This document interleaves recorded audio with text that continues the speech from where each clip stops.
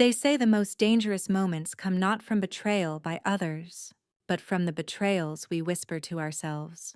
My name is Evelyn. I was 42 the day I took my son to the beach and watched everything I believed about myself begin to unravel. I didn't go there looking for trouble. I went there to remember who I was before I started disappearing. It's a strange thing to feel like a ghost in your own life.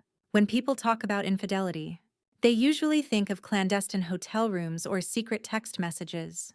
But emotional infidelity, the kind that creeps in slowly, quietly, is far more common and far more devastating. In my case, it didn't start with a man from the outside. It started with a husband on the inside, who simply stopped seeing me. David wasn't cruel. He wasn't abusive. He was just absent. The kind of absence that eats at you meal after meal, night after night, until one day, you realize you're not even reaching for his hand anymore, and he's not noticing. In modern psychological studies, there's a term, emotional starvation. It describes a state where someone in a relationship, especially long-term, feels chronically deprived of affection, empathy, or emotional presence. In Evelyn's story, we see the perfect storm forming. A partner who travels constantly, a home that looks picture perfect from the outside, and a woman who slowly begins to erode inside, like a shoreline worn down by tides of neglect. Sometimes, I remember thinking, I don't want love. I just want someone to notice when I'm not okay. That kind of emotional vacuum can make people seek warmth wherever they can find it.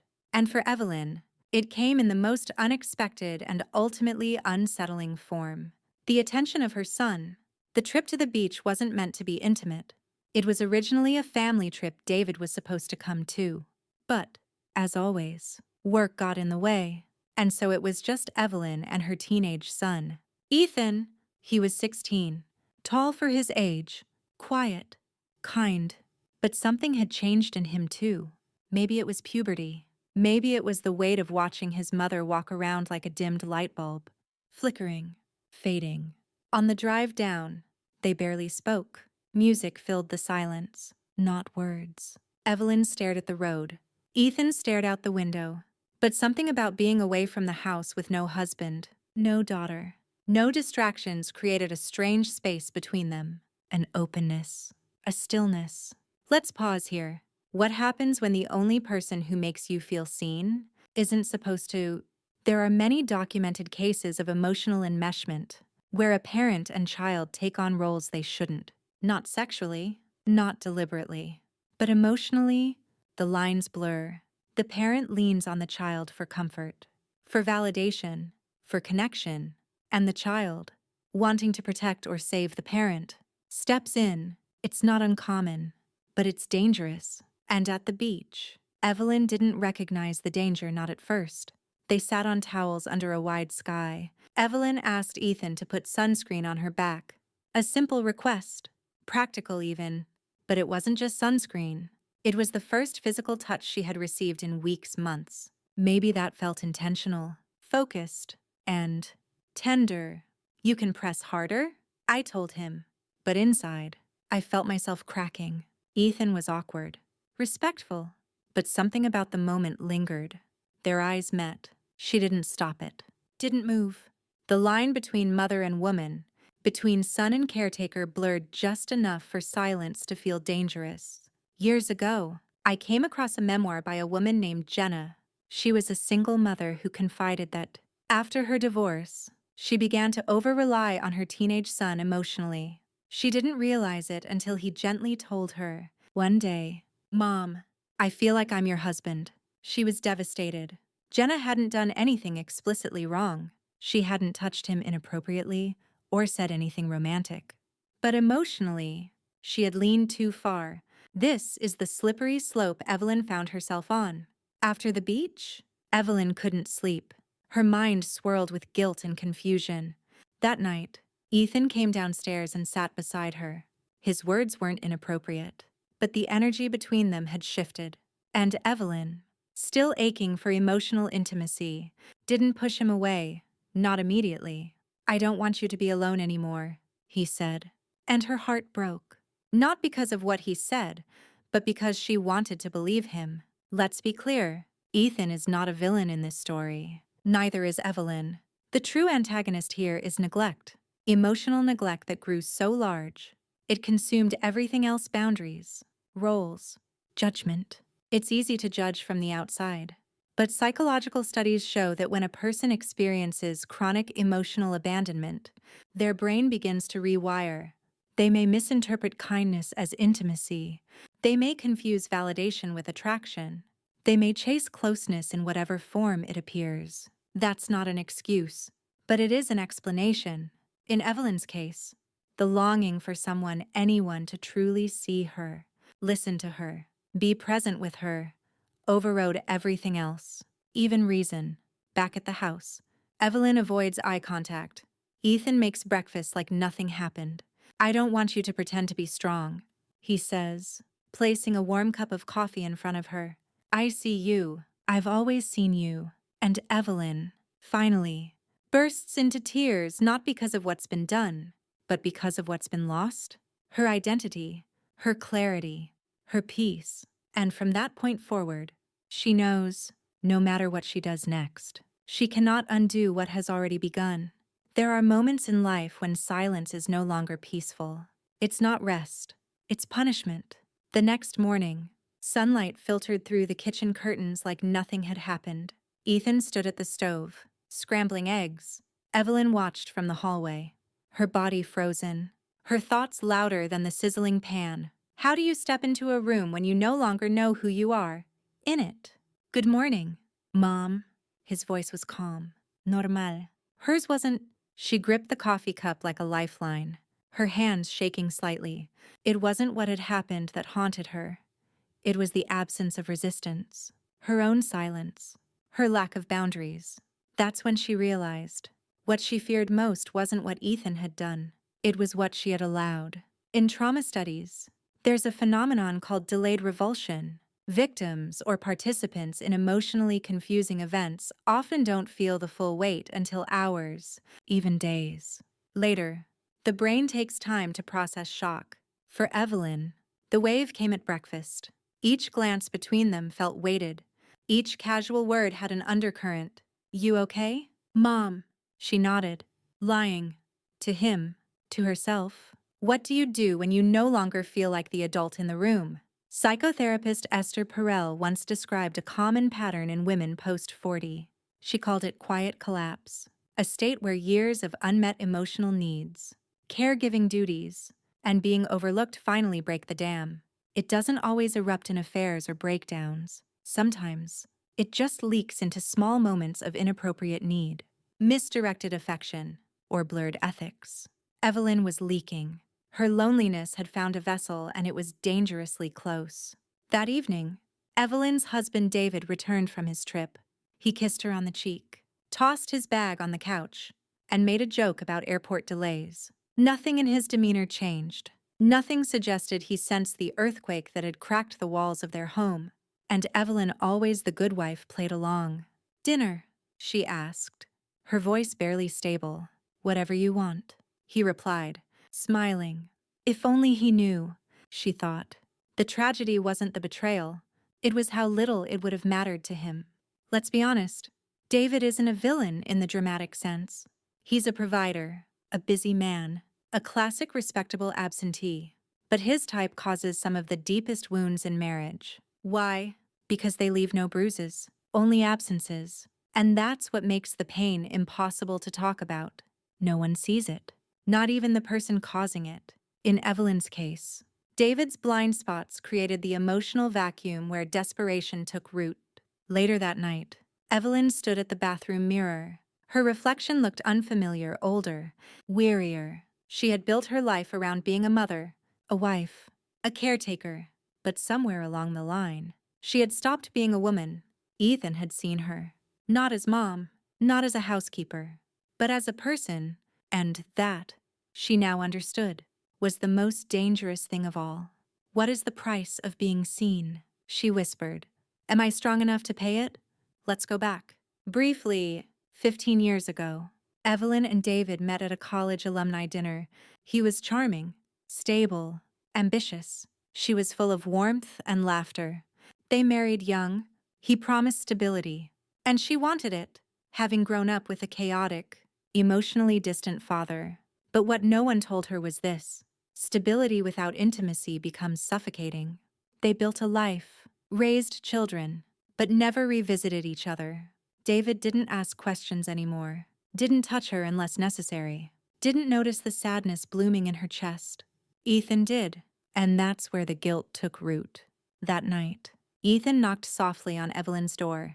She didn't answer, but he came in anyway. He didn't touch her, didn't say much. He just sat on the edge of her bed and whispered, "I don't want you to be alone anymore." That line, so innocent on paper, shattered her inside. Because he meant it, and because no one had said that to her in over a decade.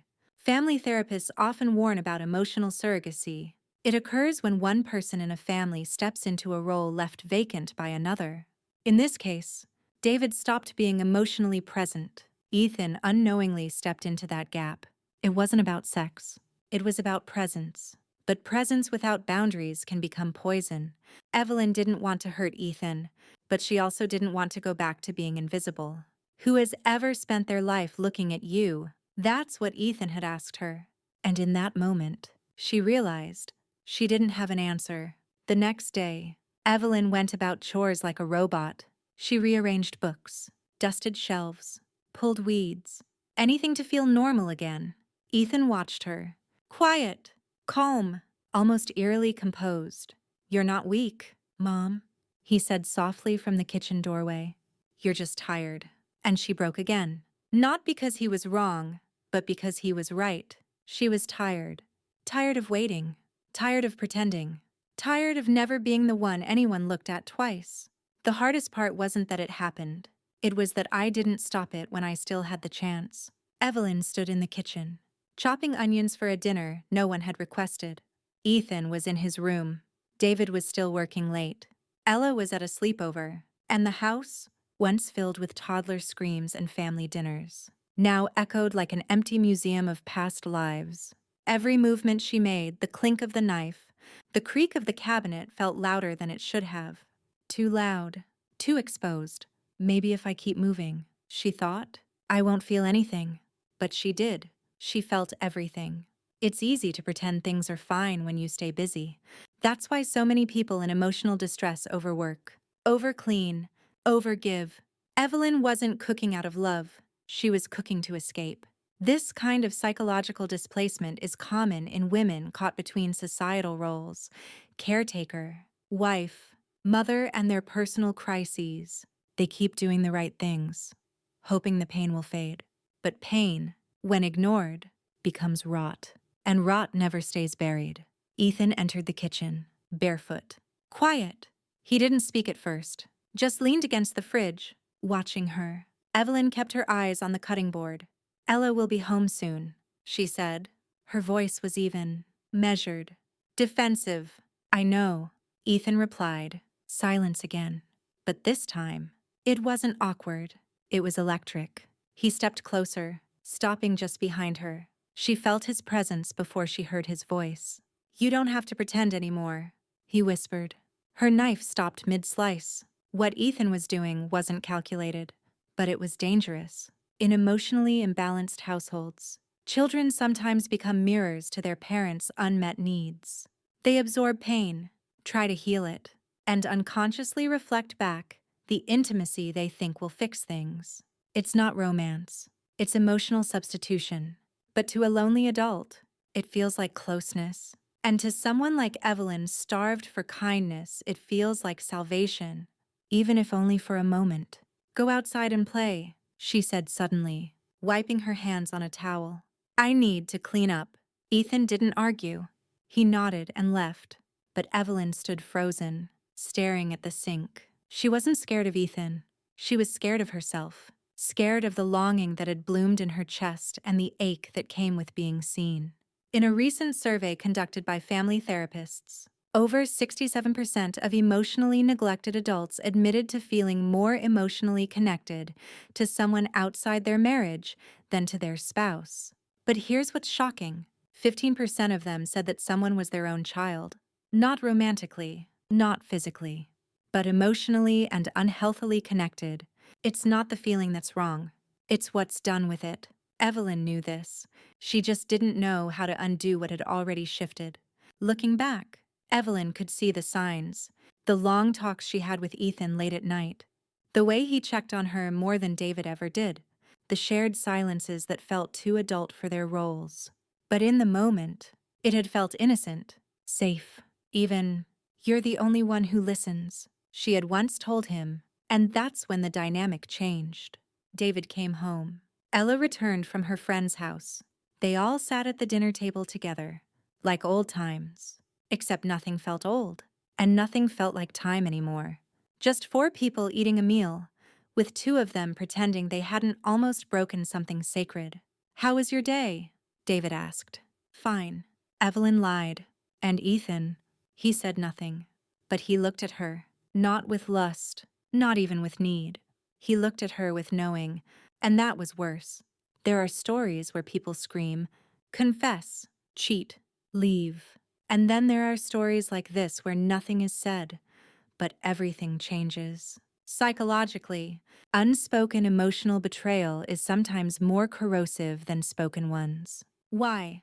Because there's no closure, no apology, no fight, just a slow drift into numbness. Evelyn was drifting, and Ethan had already followed her into the current.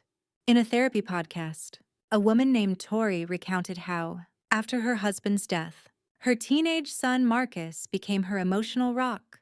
They cooked together, watched late-night shows, and even shared a bed during thunderstorms. Nothing inappropriate happened, but years later, Marcus admitted in therapy that he had developed confusing feelings about his role in her life. He didn't date.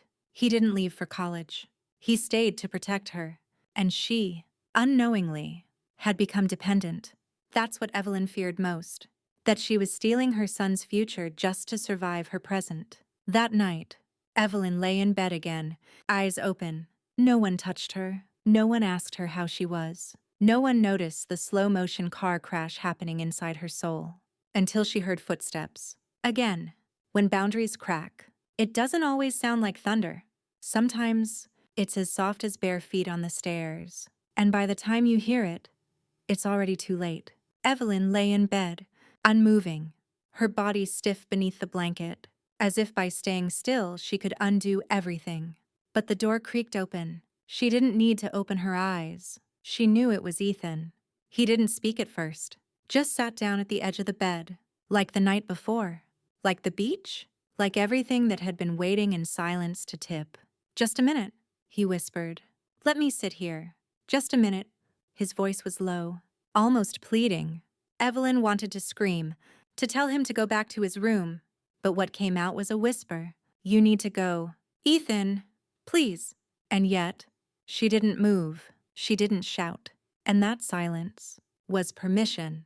In abuse prevention literature, there's a concept called passive boundary failure when no verbal yes is spoken. But no is enforced either. In most cases, the adult is the one with power. But in emotionally confused parent-child dynamics, especially those involving unmet adult needs, the imbalance shifts. Here, Evelyn is not predatory, but she is responsible. Because she's the one who should have left the room. She's the one who should have never blurred that line. "Mom, do you know what sadness looks like?" he said. "It looks like you—" That line hit harder than anything else. It wasn't flirtation. It wasn't desire. It was grief. And grief, unprocessed, can turn into desperation. "Whoever looked at you and actually saw you?" he asked. Evelyn broke, not because of Ethan, but because, in that moment, she knew he was the only person who had even tried. In a case study presented in the Journal of Family Therapy, a woman in her 40s, recently separated, began oversharing with her 17-year-old son. What began as a deep emotional bond turned into her confiding about her loneliness, her marriage, and eventually about her feelings of attraction to someone who turned out to be her son's friend. The therapist noted that the issue wasn't the final event. It was the slow erosion of emotional boundaries that led there. That's Evelyn's story. Not lust, not manipulation, just decay. Ethan reached out not forcefully, not aggressively, just gently, as if offering warmth. And Evelyn let it happen. He didn't touch her like a man touches a lover. He touched her like a boy comforting someone who had been starving too long. And that made it worse, because it felt innocent. But it wasn't, Evelyn cried, not from shame, but from relief. The kind of relief that comes when you finally allow yourself to feel something again. I'm sorry, Ethan said as he stood up, for making you feel guilty, just for being loved. And then he left, and Evelyn was left alone with what she had let happen. No one touched anyone, she told herself. No one crossed the line, but she had, in her heart, in her silence. And that's the line that matters most. The next morning, the sun rose like any other. Birds chirped, dishes clattered, coffee brewed, and yet, everything felt warped. Ethan acted as if nothing had happened. He smiled. He made pancakes. He even asked how she slept. But Evelyn, she was barely breathing. How could I ever go back? She thought. How do I face my son, my husband, my daughter? Cheating is usually defined by physical acts, but emotional infidelity, especially involving blurred familial lines, is harder to detect and harder to forgive. What Evelyn experienced wasn't romantic. It was relational collapse. And like all collapses, it leaves rubble where people used to live. Evelyn stood at the sink, washing a single glass over and over. Ethan entered the kitchen. Quiet, composed. I know you're scared, he said gently, but you don't have to be. I'm not going to hurt you, she nodded, but didn't meet his eyes. I need to clean up, she said, voice barely audible. Okay, he replied, and left the room. But the weight didn't. Some cracks are invisible to the outside world. You can paint over them, smile through them, but deep inside, they've split your foundation. It had been 2 days since the beach, since the moment she didn't stop, since her son sat at the edge of her bed and offered her the one thing she had craved most: presence. And yet, the world spun on. David came home from the office and asked if they needed milk. Ella showed her drawings from school. Ethan was kind, quiet, respectful, too respectful. And Evelyn, she was slipping. Every meal, Evelyn smiled a little too wide, laughed a little too easily, cleaned obsessively. She thought she was hiding it well. But Ethan could see, and she knew he could see. That made it worse. What do you want for dinner? She asked David, barely hearing herself. Whatever you like, he said. It hit her like a slap. What I like? Do you even know what I like anymore? But she said nothing, because pretending was easier than confessing to a mistake with no name. Psychologists describe emotional shutdown as a common defense mechanism after a boundary violation. It's not denial. It's a way of staying upright when your emotional legs have collapsed. Evelyn wasn't okay, but if she admitted it, if she really faced what had happened, her entire identity as a wife and mother would implode. So she played the part. And inside, she unraveled. Ethan didn't push, didn't speak out of place. But when they passed each other in the hallway, when their hands brushed as she handed him a bowl, there it was again, that silence, thick with what hadn't been said. In a private case file shared anonymously by a therapist with consent, a mother recounted an incident where her 17-year-old son confessed he had developed feelings for her. She had never touched him, never encouraged it. But her mistake. She had relied on him emotionally, shared too much, complained about his father, called him the only man who understands me. And he did, until it became too real.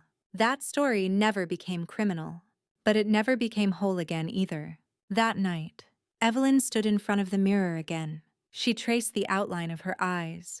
They looked hollow, not from lack of sleep, but from loss. Who are you now? She whispered. What part of you died that night? She didn't have the courage to answer. In trauma counseling, there's a term, intimacy hijack. It describes the act of unconsciously using one relationship to compensate for the failings of another. It happens in marriages, in friendships, and, yes, dangerously in families. What Evelyn experienced wasn't predatory. It was a hijack, one born from silence, from years of unmet need. And the thing about hijacks, they never land safely. The next day, Evelyn found a note on the kitchen counter. Gone to the library. Be home by 5. Don't worry. I'm okay. Ethan! She stared at the words, stunned, not by what he said but by the tone. Gentle, steady, forgiving, and somehow more mature than she felt herself. He's protecting me, she thought, when it should have been the other way around. That afternoon, Evelyn sat on the back porch, staring at the garden. The wind rustled the trees. The sky was soft with overcast blue. David called out from inside. Do we have more coffee? She didn't answer. She couldn't. Because in that moment, she realized she could never have a normal day again. Not really. She could pretend. She could cook and clean and smile. But the person she used to be, she wasn't coming back. Not after what she had almost let happen. Not after what she hadn't stopped. They say time heals everything. But no one tells you what to do when you don't want healing. Just erasure. Evelyn woke before the alarm. Again. She stared at the ceiling in the early gray light. Her body still and weighted. She didn't remember sleeping. Just lying there, holding her breath through the hours. The smell of toast drifted up from the kitchen. Ethan was making breakfast. How does he keep acting so normal? She thought. Or is this what numb looks like for him too? She pressed her hands to her chest, as if willing her heart to slow down. Nothing had happened, but everything had changed. The next few days unfolded like a quiet truce. Ethan was respectful, gentle, present, too present. He asked about her day. He helped around the house. He avoided being alone in rooms with her yet stayed near, as if offering silent companionship. David remained as he always was, unaware. Ella chattered about school projects and piano practice, but Evelyn's world had narrowed to a single, pulsing fear. Can something so invisible ruin everything? The answer, she suspected, was yes. In psychology, emotional aftershock is described as the delayed processing of trauma, guilt, or overwhelming events. It's not always visible, but it manifests in hypervigilance, watching for signs, suppressed memory loops, a distorted sense of time or reality. Evelyn experienced all of this, and Ethan, though young, seemed to understand it too. That's what made their silence feel like a pact. A pact to never speak of what almost was. A pact to carry the weight without asking the other to share it. One night, Evelyn sat in the garden, and a memory surfaced she hadn't visited in years. She was 8. Her mother had been crying in the kitchen, shoulders shaking quietly. Evelyn had asked what was wrong. Nothing, sweetie, her mother had said. Sometimes moms just get tired. That night, Evelyn had climbed into her mother's bed just to be close. And now, decades later, she saw the echoes. She was tired too, and Ethan had seen it. Family psychologists often refer to generational echoes, repetitive emotional patterns passed down unconsciously. Children raised by emotionally repressed parents often become overly attuned to the emotional needs of others. Ethan didn't want anything from Evelyn. He just wanted to fix her sadness. And Evelyn wanted someone to finally try, even if it was the wrong person. That weekend, Evelyn took Ella to the park. They sat on a bench under a large banyan tree. Ella played with dandelions, talking about her best friend's birthday party. At one point, she leaned against Evelyn's arm. "Mom, why are you always so sad now?" The words pierced deeper than she expected. "I'm not sad, honey, just tired." Just like her mother once said. And just like Evelyn, Ella didn't believe her. Some mistakes aren't made in action but in what you allow. In the words you never say. In the boundaries you never draw. Evelyn never crossed a line physically, but emotionally, she had invited too much of her pain into her son's world. That's the kind of mistake you carry in your chest for the rest of your life. One morning, she found herself writing a list. Wake up earlier than Ethan. No more late-night talks. Keep physical space. Reconnect with David. Smile more around Ella. It was less a to-do list than a list of self-punishments. A blueprint for penance. But even as she wrote it, she knew. The crack had already formed. You can't unshatter glass. You can only glue it back together and pray it holds. That evening, she passed by Ethan's room. His door was slightly ajar. He was reading headphones in, a quiet melancholy around him. He looked up. Their eyes met. And for a moment, both froze. Not with desire, not with guilt, with mourning, the kind that happens when you both lose something, but can't name what it was. "Good night, Ethan," she said softly. "Good night, Mom," he replied. And they both turned away at the same time, like dancers retreating from a step they'll never take again. Some families break with screams and slammed doors. Others break in silence, in glances never held long enough. We were the second kind. The days passed. On the surface, everything was back to normal. But Evelyn could feel the tension coiling beneath each shared meal. Each chore, each glance that didn't last quite long enough. Ethan kept his distance, physically, but emotionally, he was still there, always watching, always offering, and Evelyn had to learn how to reject kindness without looking cruel. David noticed something. Eventually, not the silence, not the guilt, but the emotional shift. "You've been so quiet lately," he said one night as they lay in bed, backs turned. "Just tired," she whispered. He turned to her then, for the first time in weeks. "Tired of me?" Evelyn froze. "Tired of everything," she said, choosing the safest answer. He didn't press, because deep down, maybe he knew. He had stopped being the one she turned to long ago. When people know they've done something wrong but also believe they were driven to it, they often displace blame, not consciously, not vindictively. It's a protective mechanism. In Evelyn's case, she blamed David, not because he deserved all of it, but because it made the pain easier to carry. If he had noticed her sadness, if he had touched her once in a while, if he had just been there, then maybe she wouldn't have let someone else see her, someone who should never have held that role. One afternoon, David brought home flowers. Evelyn blinked. "What's this?" she asked. "No reason." He smiled. "Thought we needed something nice in the house. It was a peace offering. Or maybe a plea. I miss you."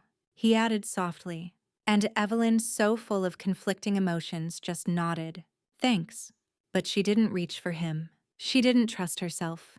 Because deep down, she still hadn't forgiven herself. After a relational boundary breach, even if no physical act occurs, many people experience what therapists call emotional withdrawal syndrome. They isolate, not to protect others, but to punish themselves. Evelyn wasn't avoiding David because she didn't care. She was avoiding him because she no longer knew who she was in relation to him. Mother, wife, woman holding a secret. Later that night, Ethan knocked on her bedroom door. A soft knock, a familiar one. Evelyn's heart clenched. She didn't respond, but she heard him say from the hallway, "I just wanted to say, I'm sorry again. I know you're hurting. I don't want to make it worse." The words were gentle, controlled, mature beyond his years, and Evelyn broke. Not because he said too much, but because he said everything she wished David would say. This is where the emotional damage multiplies. When one person in a family begins receiving more empathy, attention, or understanding from someone they shouldn't, a child, a friend, even a stranger, the primary partner loses relevance. Not because they stopped loving, but because they stopped showing up. Evelyn knew this, but knowing didn't help, because nothing about this felt fixable anymore. That evening, Evelyn stood in the doorway of Ethan's room. He looked up from his homework, surprised. "Can I sit?" she asked. "Of course." She sat on the edge of the bed this time, with space between them. "Ethan, I love you," she said. "I know," he replied. "But I was wrong. About everything. About what I let happen." Ethan nodded, slowly, eyes down. "Me too." There were no tears, no hugs. Just two people trying to unbury themselves from an avalanche neither of them saw coming. Some storms pass loudly. Others just leave the air too still. Ours passed quietly, but nothing was the same. A week had passed since Evelyn sat at the edge of Ethan's bed and said the words both of them needed to hear. "I was wrong." And yet, life moved on. The dishes got washed. Ella practiced piano. David asked about dinner plans. But Evelyn was rebuilding herself, slowly, carefully, from the inside out. The tension in the house didn't disappear, but it changed shape. it became respectful. A quiet awareness of each other's limits. Ethan no longer lingered in doorways. Evelyn no longer avoided mirrors. And David, he still hadn't asked the right questions.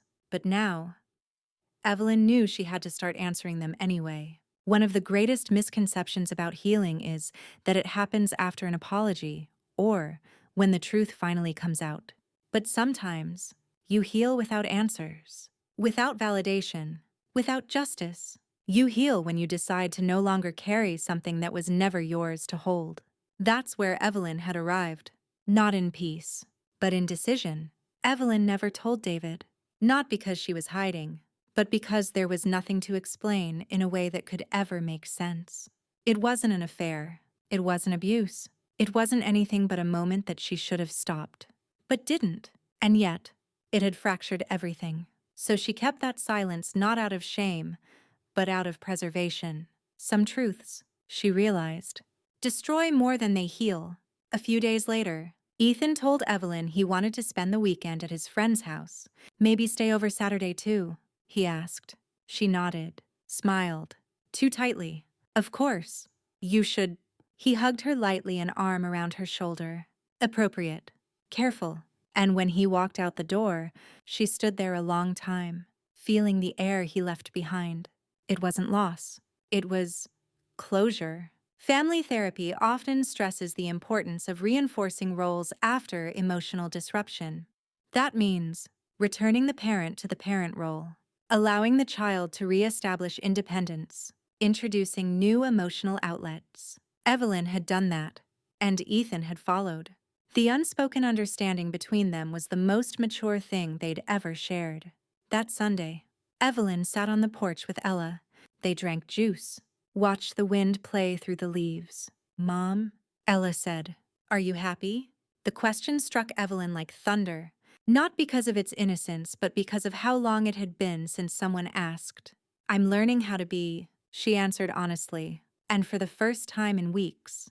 It didn't feel like a lie. Evelyn didn't return to who she was. She couldn't. She had looked into the darkest part of herself and survived it. That changes a person. But what she did do was this. She chose not to let her worst moment define her. That is the quietest form of redemption there is. A year later, Ethan graduated from high school. He was taller, stronger. Kelmer. They posed for pictures in the garden. David smiled. Ella twirled in her dress. And Evelyn, she stood beside Ethan, her hand on his shoulder, her heart steady. They had survived something they'd never speak of again, but it had shaped them. And in that moment, with laughter and sunlight all around, Evelyn whispered one last truth to herself. "This is not who I was, but it's who I've chosen to become." We like to think we're strong enough to resist temptation, loneliness, or exhaustion. But sometimes, life doesn't test our strength. It tests our silence. Evelyn's story is not one of scandal. It's one of slow erosion, of a woman who gave and gave until she forgot where her boundaries were. And when she finally crossed the line, not with action, but with absence, she nearly lost herself. Let this story be a reminder. Emotional needs are real. Silence is powerful. And boundaries, no matter how invisible, exist for a reason. If you've ever felt yourself drifting into a space you shouldn't be in, step back, breathe, and remember, you are not wrong for needing love, but you are responsible for how you seek it. Have you ever felt your needs go unmet for so long that even the wrong attention felt right? Have you ever crossed a line in silence? Not because you wanted to, but because you were too tired to say no. Share your story in the comments. You never know who you might help by speaking up.